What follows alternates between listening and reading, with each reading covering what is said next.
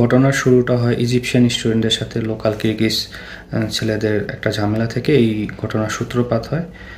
Local Kyrgyz ছেলেপেলে Egyptian private হোস্টেলে ঢুকে তাদের মারধর করার চেষ্টা করে এবং মেয়েদের হোস্টেলে ঢুকে পড়ে। তো এই জিনিসটা আসলে ইজিপশিয়ান স্টুডেন্টরা ভালোভাবে নেয়নি এবং তারা কিরগিজ ছেলেদের খুব ব্রুটালি অনেক মারে। তো এই জিনিসটা আসলে ঘটে 13ই মে এবং এই ঘটনাটা সোশ্যাল মিডিয়াতে 16-17 মে অনেক ওয়াইডলি ভাইরাল হয়ে যায়। তো সেখান থেকে আসলে মিসআন্ডারস্ট্যান্ডিংটা শুরু হয় এবং এই ঘটনার প্রেক্ষিতেই আসলে কিরগিজ লোকজন আসলে একটা কনস্পিরেসি তৈরি করে যে ইন্ডিয়ান এবং পাকিস্তানি স্টুডেন্টরা কিরগিজ লোকাল ছেলেদের খুব ব্রুটালি মেরেছে এবং তাদেরকে একটা লেসন দেওয়া দরকার। তো এই জন্যে আসলে 17 তারিখ প্রায় 200-250 লোক সেই প্রাইভেট হোস্টেলের সামনে জড়ো হয় তাদেরকে মারার জন্য। তো পরে পুলিশ তাদের সরায় দেয় এবং স্টুডেন্টদের ওখান থেকে সরিয়ে ফেলে, কিন্তু ওই ঘটনায় আসলে কিরগিজ লোকজন স্যাটিসফাইড হয় না। তারা ওই কাছাকাছি দূরত্বে একটা ইউনিভার্সিটি, সেই ইউনিভার্সিটির হোস্টেলে রাতে প্রায় 1200-1300 লোক জড়ো হয়ে সেই ইউনিভার্সিটিতে হামলা করে, ভাঙচুর করে এবং অনেক স্টুডেন্টদের ফিজিক্যালি অ্যাসাল্ট করে এবং তাদের অনেক জিনিসপত্র, টাকা পয়সা ওখান থেকে আসলে ব্যাহত হয়। এবং এই ঘটনার জন্য আসলে পুলিশের নীরবতাই অনেকটা দায়ী এবং কিরগিজ লোকজন আসলে জিনিসটা ভাবে যে আসলে ফরেনারদেরই অনেক দোষ। তো সেই দোষ থেকেই আসলে তারা মনে করে যে এই কাজটা ঠিক হয়েছে এবং পুলিশও এই ঘটনার জন্য নীরবতা পালন করছে।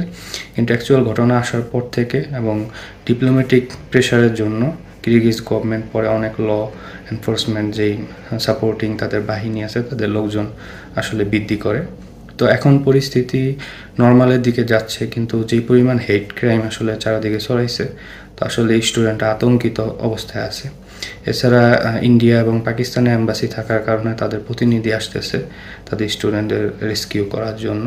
তো আমাদের মাননীয় যেই রাষ্ট্রদূত উনি আমাদের সাথে যোগাযোগ করেছে, এভাবে ডেপুটি কাউন্সিলর যে আছে উনিও আমাদের সাথে যোগাযোগ করেছে। এছাড়া যে আমাদের যেই সাবেক পররাষ্ট্রমন্ত্রী একে মোমেন স্যার, তো উনিও আমাদের সাথে আসলে যোগাযোগ করেছে এবং আমাদের সার্বিক পরিস্থিতি কীরকম কী সেগুলো আপডেট নিচ্ছে। এবং কিরগিজস্তানে যে আমাদের অনারারি কনসুলেট উনিও আমাদের আসলে বিভিন্ন ধরনের খোঁজখবর নিচ্ছে এবং যেই ইন্টারনাল মিনিস্ট্রির যেই মিনিস্টার কিরগিজ, সেও আমাদের স্টুডেন্ট যে প্রতিনিধি আছে তাদের সাথে সার্বক্ষণিক যোগাযোগ রাখতেছে।